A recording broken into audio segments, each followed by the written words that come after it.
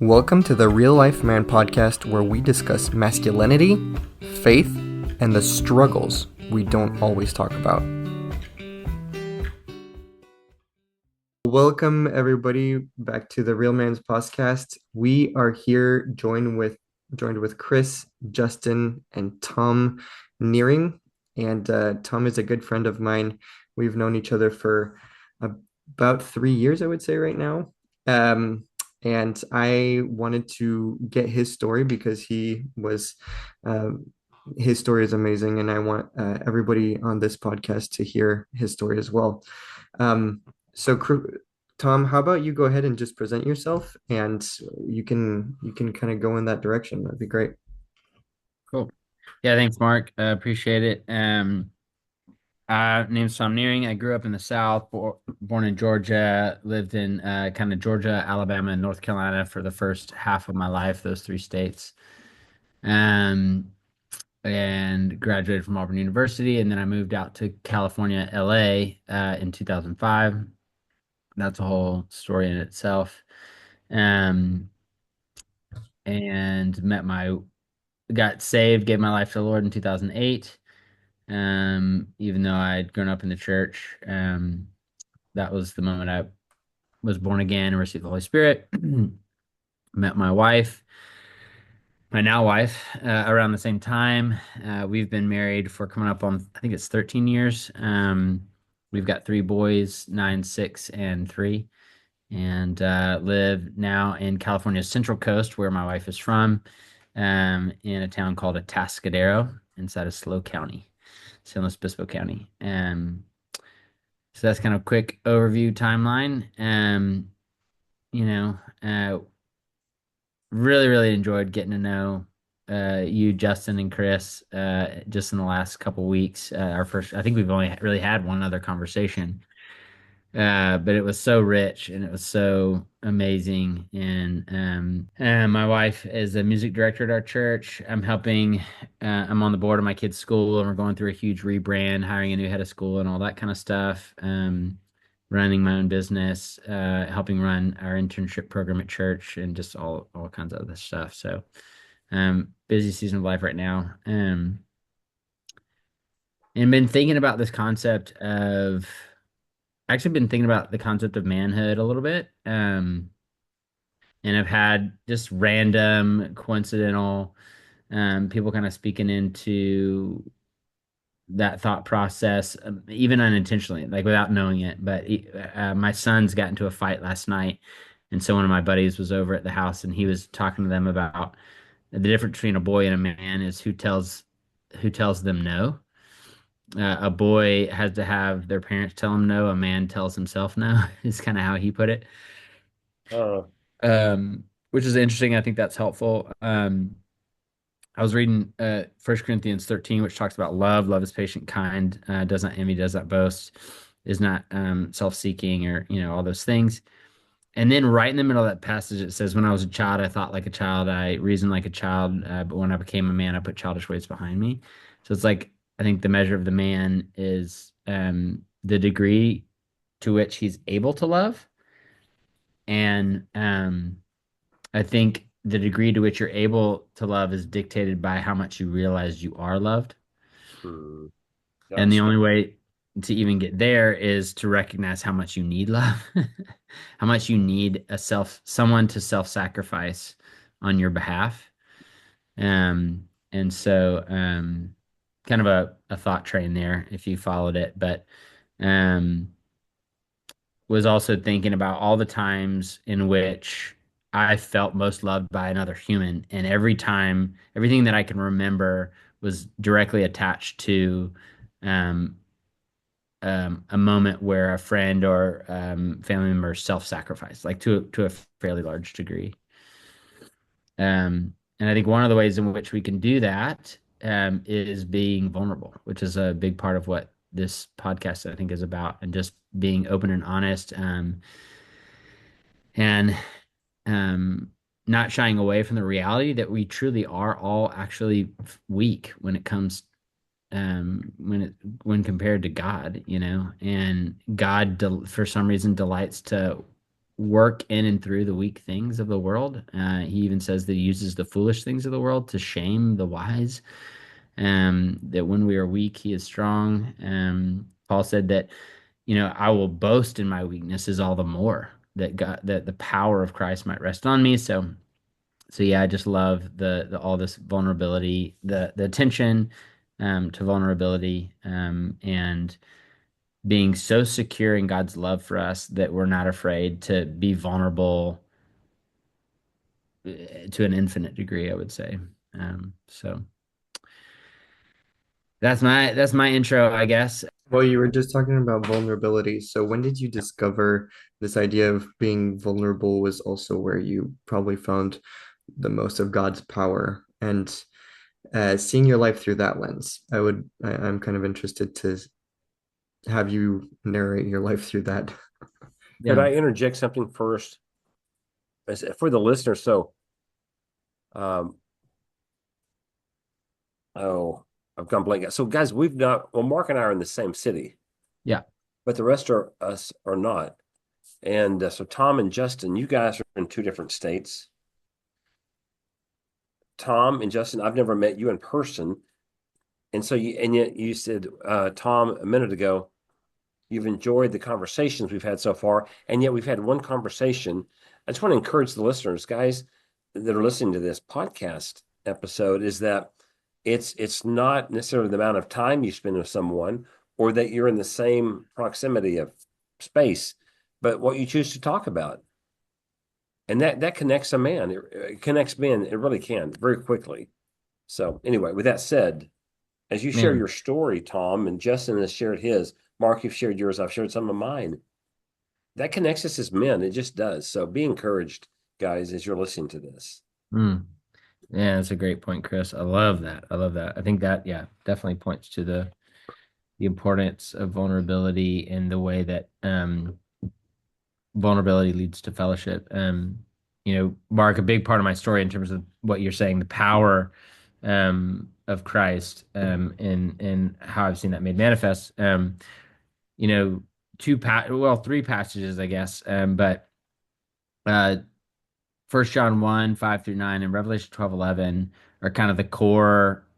I don't know if you want to say theological backing for it. And then Psalm 107 is just kind of an additional reference to storytelling in general, from a more general, broad sense. But 1 John says that if we walk in the light as he is in the light, we have fellowship with one another. What does it mean? And then it goes and then it clarifies that by saying, confess your sins to one another. So walking in the light is being vulnerable, open, honest, and just having real conversations. And so I think, to be fair, because not everybody's, we all have different personalities and we all have different bents. And I think my personality, like even if you look at from a secular point of view, like 16 personalities, right? M- In the description of my ENFJ or whatever it is, I forget exactly the letters, but it's like you long to hear the stories from people in terms of like what makes their heart sing. Like basically, I'm not built for small talk. So like my personality just gravitates and wants to just talk about the realest thing possible. Um, So so to be fair, I think that's a little bit of how God's wired me. But also, First John tells us that it's a universal thing. It's a universal thing that if we will be vulnerable, we will have fellowship to a degree that that is beyond anything else the world can offer in your sports clubs or your athletic clubs or your chess clubs or your whatever you're interested in thing. Um, so um, God, I think, um, really drilled this home for me. Shortly after I'd gotten saved, my dad came out to California to visit me in LA, and yeah, I had known him obviously my whole life at that point, but I think it was like I was 28 or 29, and he spent a weekend with me, and at the end of that weekend, he basically shared his story with me about like, um, kind of infidelity in his marriage with my mom and all this kind of stuff. And they never divorced; they were still together. They ended up getting saved later in life too, kind of around the same time. But we were all cultural Christians kind of growing up in the South. And when my dad told me that story, it was wild how visceral of an experience it was. To the point where at the beginning of the weekend we were like going out to dinner, hanging out, and I was looking at him, going like, I don't really know who this is. It was a funny like revelation that this person I'd known my entire life, I'd lived in the same house with 18 years of my life, um, that I would like look at him and go, I don't know this person. And I didn't know what the weekend was going to hold. I didn't know that we were going to end the weekend telling our stories or anything. But then when he did tell me a story and I told him mine, I felt like I met him for the first time. I felt like my life made so much more sense. There were all these different connections that just flooded my heart and mind. I even by proxy knew my mom to a greater degree, just in terms of him describing how she responded to his confession of that and all that stuff. And so it was this really powerful moment where God is saying, that's the type of fellowship I'm talking about. Like, if you can really be real, all of a sudden, this person that you've known your whole life, that you've maybe been in community group with for the last 5 years, or you've sat in a pew next to for the last decade, or you've been in church with your whole life, if you will confess and be real with each other on your real story, what has God truly delivered you from? Whether it's some sort of addiction or greed or infidelity or whatever it is. But a lot of times, we talk about this all the time in the church, right? Like, oh, we come and wear our masks and we pretend like we're in a country club and we put on a good face and all these kinds of things. And we're not really real. And, often in the church, we just feel isolated. We feel alone. We feel ashamed. We don't feel a sense of fellowship. So 1 John 1, 5-9 has really kind of helped clarify that. And then, around the same time I had started this men's breakfast, monthly men's breakfast where I would have guys come and share their testimony. And after several years doing that, God highlighted Revelation 12:11. And in Revelation 12, it talks about the devil getting, being in heaven and all these little dynamics between him and the devil, and then God casts him out of heaven, and then he just goes around trying to destroy believers at that point. Um, and um, and it says in verse 11, but they, the believers, overcame the devil. And then it mentions two things. It says, by the blood of the Lamb and by the word of their testimony. So they didn't love their lives even unto death. And so when God showed me that passage and highlighted it, I started thinking about it. And this is getting to like kind of the power that you alluded to, Mark, of like, where do you see that power showing up in terms of like being able to boast in your weakness and then receive courage and strength and all these kinds of things, like you're walking in your weakness, you're embracing it, you're sharing it, but it has this empowering effect, that I Mm. believe is from the Lord. And so I started thinking about that passage and I said, God, like I at this point I think I've been doing the breakfast for probably 5 or 6 years. And I go, God, I love testimonies. I mean, I am blown away every single month by like sitting with a brother that I've known maybe for a couple years, and they tell me their testimony, and it just blows me away, at how much more I love them, how much more I appreciate them, how much more everybody in the room is just like enamored with them and grateful for them and lifting them up as this leader. And so, like, I love testimony, but this passage is saying that our testimony defeats the devil. Like, I think I've somehow like grossly underestimated what's happening, here. So what is going on? Why is that?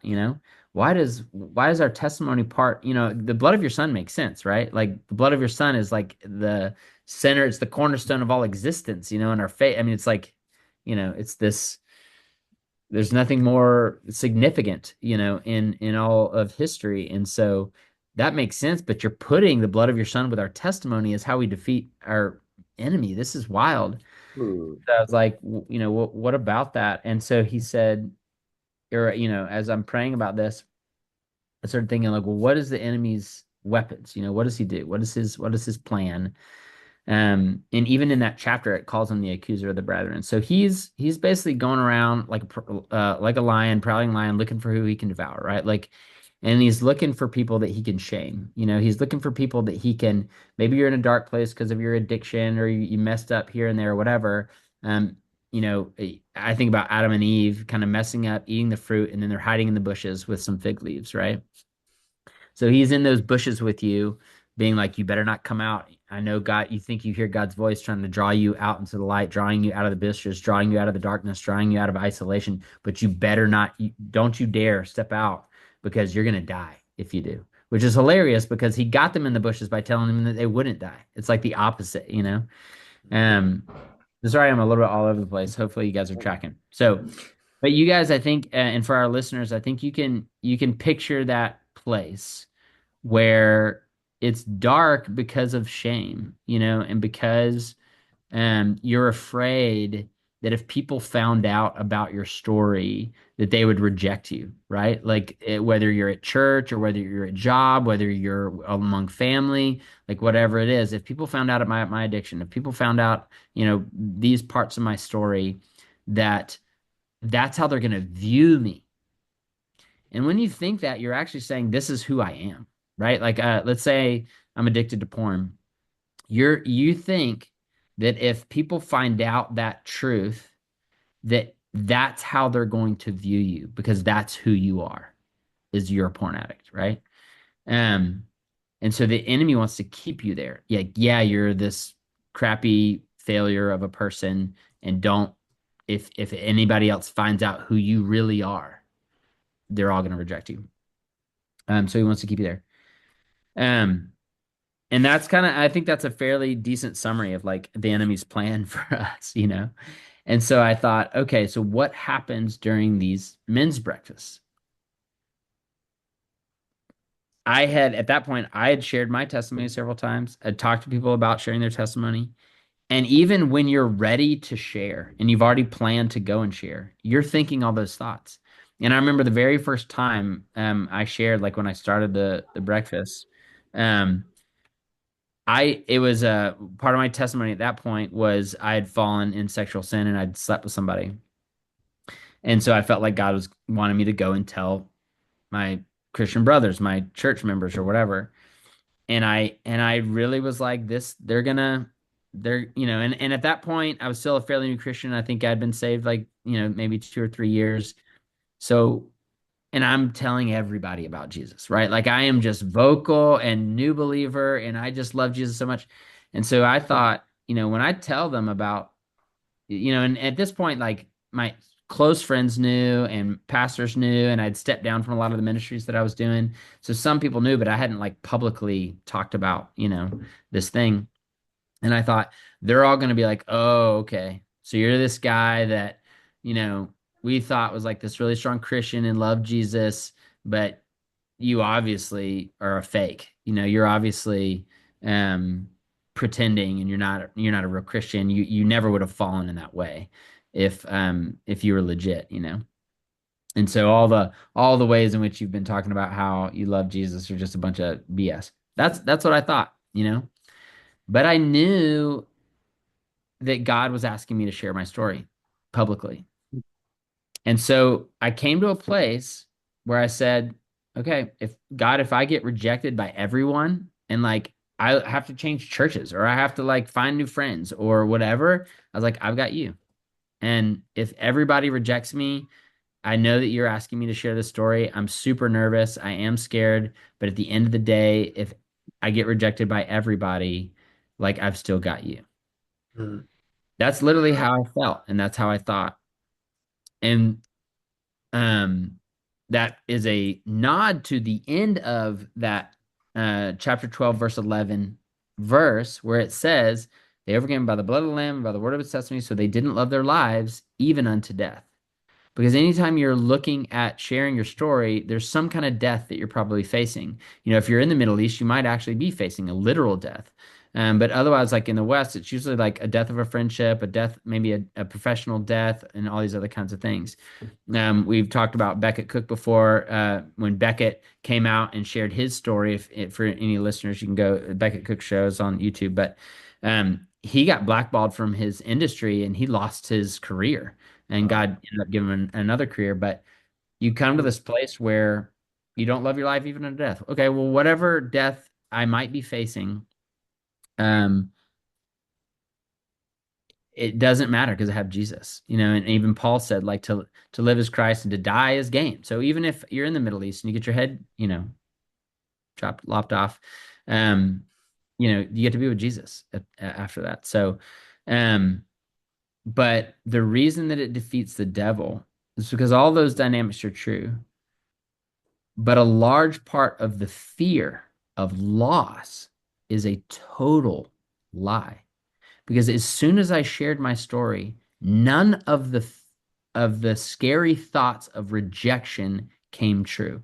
It was the opposite. And every single time, it's now been, I don't know, 16, 17 years, every single time the person who shares, if they're sharing with those who are walking in the spirit and who are saved, those people elevate the speaker.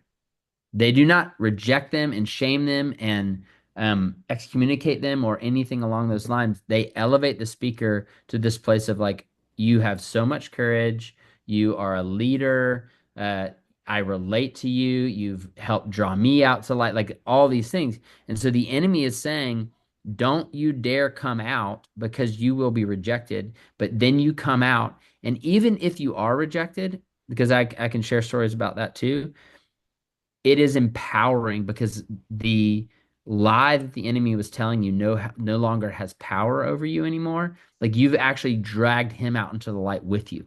And he's exposed as this liar who tried to tell you that you were going to experience a loss, but really you were going to experience a gain. So I experienced the power of that, when I started sharing my story and watch it when others share their story. But even if, and this is something else I say, because people are afraid, like people will get to this place of like, and it's fine because if you haven't ever shared before and you're super scared, and you want to test the waters, it's like sharing with one other person is fine, whatever. But if you look at ministries like I Am Second, there's celebrities on there, like exposing themselves to like a very high degree, publicly on the internet. And there is wisdom and nuance in all of that. But let's say you share your story and your community rejects you. Is that the kind of community that you should be in? If you lose that community, is it an actual loss? Is kind of my point. Um, so every time that somebody is shared within um, Christian circles and people who are walking by the Spirit, they're empowered by the way in which those believers elevate them. If you share with people that don't understand this or aren't walking with the Lord or whatever, um, and they reject you, it's amazing because you still feel empowered. Mm. Like you still feel there's not that weight on you anymore that's trying to keep you in the dark and keep you hidden. And it illuminates the reality that none of that community was loving you for who you were in the first place. It was all fake. The community was fake. The fellowship was fake. The camaraderie was fake to a large degree. Because as soon as you were real, you can't exist in the community anymore. Like they reject you. Um, so that's kind of like where I see the power and the beauty of that too, just like with Beckett's story, is that even though he lost a career, he lost a place in, Hollywood, basically. He was a set designer. Um, if you look at his ministry and the incredible amount of people that God has brought around him, the incredible platform that God has brought him, like it is not even worth comparing to what he lost. And he didn't know that right away, right? He didn't know that God had this crazy big plan for him um, when he lost that influence or that place in, Hollywood. But that's a picture of like whatever you lose through testifying of Jesus and to being vulnerable and to talking about what God saved you from. Um, like God has so much more from you on the other side of whatever that loss was, and it's not actually a loss. It's actually a gain, right? Like he who gives up what he cannot keep to gain what he cannot lose, is no fool. I forget, it was that Jim Elliott maybe. Um, but if you're giving up a community that is loving you under false pretense, that's actually a gain. That's not a giving up. That's a net positive. I guess is what I'm trying to say. Um, I feel like I've kind of reached a full circle there. So I'll just kind of say, I don't know, what are the questions or how else can you lead and guide my storytelling? Well, I'd like to interject this, guys. Listen to some of these stories just this week. Yeah. These are men that I've had connection with some way this week. I think since Monday. This is Thursday of this week. Who chose to be vulnerable. Listen to these situations. Uh, a good friend who he follows the Lord, but he's having a hard time. He got arrested for a DUI, I found out. And his wife had the courage to text me and say, "Hey, can you reach out to my husband?" Of course I will. He's a good man. He's really in a hard place right now. Um, Talked with a guy who follows the Lord and he's dealing with same-sex attraction. And he had the courage to tell me about that. And we talked through some of that. Uh, Another guy who is having to leave a country that he's an American living in another country. He's been there for a while, and he talked about the sadness that he has. Again, being vulnerable as a man for leaving people behind and starting a new life. A man in hospice care allowed all of these college students to come into his home the other night and pray over him and sing and encourage him. And he's a man who, he's the guy who would take care of the family and take care of things. He was in charge, and he is in a physical place of vulnerability where he allowed these young people to come in and see him in a very vulnerable situation. And then had a conversation with a guy who's a leader, and he's found several different things in his life, either not a door being closed or a disappointment here or a frustration there. And he had the courage to say, I broke down and I was weeping on my train ride to another country I was going to. And a friend called me and just let me talk through some things. Guys, I've had these conversations or stories told to me just this week Mm, in the last 3 or 4 days. Um, and I would say every one of these men who chose to be vulnerable in these situations have been encouraged or will be encouraged because, Tom, like you said, to have the courage to just say, this is what's going on. This is where I am. Could somebody care about that and help me? mm, mm, mm. That's awesome. And so Chris. how can what could be an encouragement to our listeners as well to be able to step into, we've talked about it and this is an amazing story. And I think that a lot of people that are just like what Chris, you're an anomaly hearing. I mean, actually, we're kind of all anomalies, just hearing as many stories as we do here in the vulnerability that people have. But how can we encourage our listeners to reach that vulnerability with someone else? Because I think it's a huge barrier, right? For so many people that had reached out to me, it was like, hey, I struggle with same-sex attraction. I struggle with this or that. And this same-sex attraction especially is a huge barrier for a lot of people that are in the church, and they just don't know how to talk about it with anyone. And so I'm just always thinking, I wonder what did I do different, and how can I encourage other people to go down that same road? Because once you, just like what you said, Tom, what we're experiencing, Chris, as well, right? Like as soon as you talk about your testimony, you bring the devil into the light, and there's no more power there. And yet the place of darkness and the whispers of the devil inside of your ear are so powerful. It's almost like I don't believe that I'm going to be in that place, you know? So how can we push people to be more vulnerable? What does that look like? Mm, Well, I think something to keep in mind is like you feel that weight when you're bearing it alone. Like it just feels like this crushing weight that you can't ever put off, right? But I would encourage people that you don't have to live like that. If you find someone you trust, another Christian, and say, "This is what I'm going through," and I've experienced this multiple times I even was talking with someone yesterday about my same-sex attraction and being molested and my problems with pornography, and he's like, "Yeah, I struggle with pornography too. Like, how can we help each other out?" And I think at the end of the day, something to keep in mind is you don't have to bear that weight alone. Um, because we as Christians do want to help each other out. We want to come alongside. Like keep that end in sight. Like this life is not where everything ends. Also, just like we as Christians, we're keeping in mind that this world around us, we see how broken it is and all the problems that there are, but this isn't our home. Our home is in heaven. It's, I mean, well said. I mean, I need to be reminded of these truths. Um, how do we help someone become vulnerable? I don't think it's easy, but um, don't give up too quickly.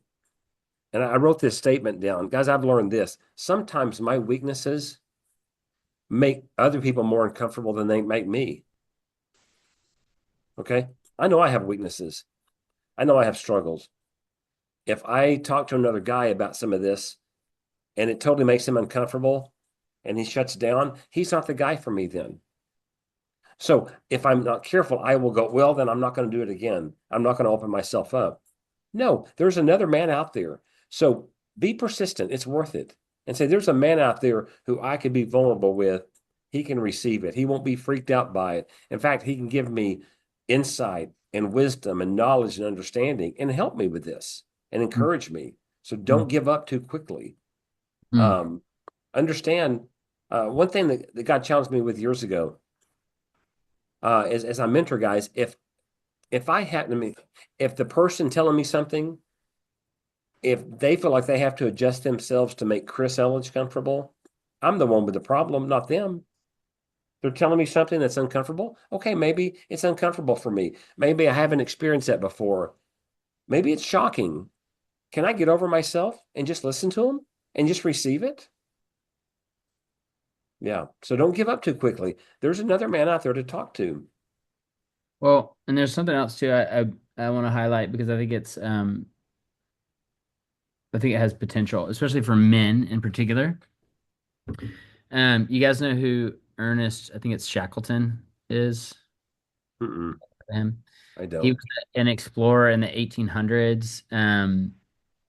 And he's famous for trying to chart Antarctica in like basically a sailboat, like a ship that was driven by by wind back in the day. And he put this ad out in the London newspaper. Um, did I show you this, Mark? Did I ever show you this ad? Looking up, I'm looking up Shackleton right now. Yeah, so it's Ernest I think I've Shackleton heard of it. newspaper ad.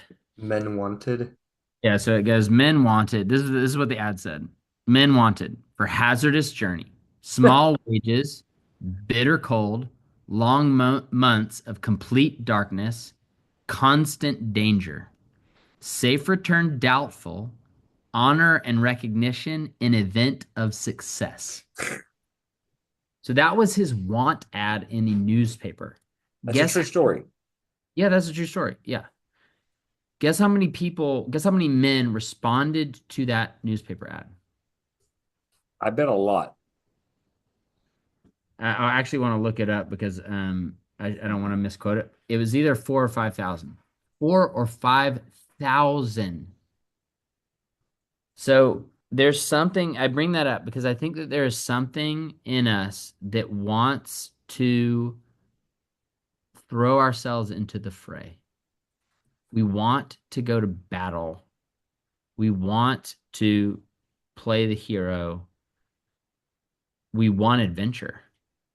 Um, and the concept of vulnerability feels like the opposite of that. That feel exposing myself to weakness feels like the opposite. But if you think about it, it's the exact same as this one at. This one is like, hey, would you like to expose yourself to all these incredibly dangerous, like horrible things? And they're like, yeah, let's do it. So the call is almost the same, but it's upside down kingdom version. And so I think there's something to that to where it's like you want to be courageous, you want to be a man, you want to show yourself strong. This is the path. Because, and I use the analogy of like, who do you feel like is stronger? The macho UFC fighter who, when he gets slapped or offended, he turns around and smacks the person who offended him or whatever? Or the guy who maybe high school science teacher who gets smacked or offended and returns that smack with blessing or love in some way. Which is harder to do? Which takes more guts? Which takes more internal fortitude? Mhm. Which response? And so we often think of manliness as being this like, gladiator blood slayer when it's like that's not hard. That's our gut visceral response to um, Hmm. you know, our circumstances, our environment. When I think I mentioned at the top of the meeting that my friend told my boys, like the difference between a man and a boy is who tells him no. Is it an outward thing or an inward thing? And a man is able to tell himself no. Um, and it is a duty, but it's also something that's wrought with joy, I would say, because the person who's fighting back like fire with fire and eye for an eye, they don't have internal joy. They have angst and anger and vengeance and all this other stuff, and no amount of pain that you can inflict on your enemy is enough, right? Like you're never satisfied by that. But if you can respond in love, not only are you satisfied and have joy, but I would say you even have the upper hand. You are in a place of security and power, as opposed to the other way around. Um, I don't know if that would speak to any of our listeners in terms of like, hey, like you want, how can we encourage them to be vulnerable? Like, do you want to go on an adventure? Yeah. Do you want to take up your weapon and throw yourself into the fray? Your weapon is the cross. And there is so much joy, there is so much peace, there is so much freedom, there is so much power on the other side of vulnerability, that it's worth standing at the top of that cliff, being nervous as crap, but jumping off. And um, last thing I'll say is, there's that passage like if today if you hear his voice, don't harden your heart like they did at Meribah.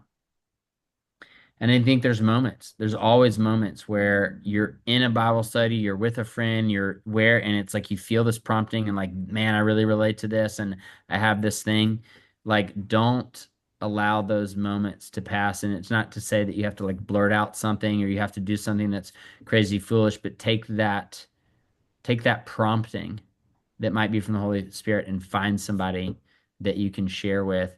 And then there's so many things that we can talk about beyond that because there are pitfalls after you receive all that freedom. You got to know what to do with that. Sometimes people will go back into sin. Wow, Hmm. I feel great. That was amazing. I feel so much freedom. And then they go back and do the thing that they had to get free and they get re-entrapped. And so there's a lot more that can be said. Obviously, we could probably have 20 episodes on this topic, but Um, People are given awards and applauded for being strong, successful, um, things like that. I've learned to do this. When a guy will be vulnerable with me, honestly, I'm so proud of him. I know it mm, takes courage. And I don't think I never not say that. I don't ever not say this. I'm so proud of you for having the courage to be real with me. They need to be reminded of that. So if someone is vulnerable with you, another man, thank him for doing that. That needs to be applauded. But we don't do that in our society. someone stands up and they're vulnerable, no one claps and go, man, that's incredible. But we're going to do that. Celebrate Recovery does that sometimes. Yeah, Okay. go to Celebrate Recovery. You'll learn how to share. And we have one here in Norman, which I've been wanting to get hooked up with. So, but that's really good. That's awesome. Thank you so much, Tom, for being here and just giving us that whole image of vulnerability. I love it. And we need to have another couple of episodes just to kind of break those down. But we're gonna have other people on, and we're gonna have you again, I'm sure. And yeah, thanks for sharing the story, the greater story of the purpose that we have with God through vulnerability. We really appreciate it. And we'll talk to you guys next time. Awesome. Thank you for having me, Mark. It was an Hey, honor, pleasure, thanks, blessing. Tom. Thanks for tuning in to Real Life Men. If this episode spoke to you, share it with someone who you think it would speak to also. Please subscribe and leave a review for more honest conversations about manhood, identity, and real life. This podcast is brought to you by Fahrenheit Mentoring. Please visit our website at fahrenheitmentoring.org to listen to other shows and to learn more about our course on how to be a mentor. Have comments or questions to share? Your question may appear on a future episode. Email us at contact@fahrenheitmentoring.org. Until next time, keep being authentic, keep growing, and keep following our God where He leads you.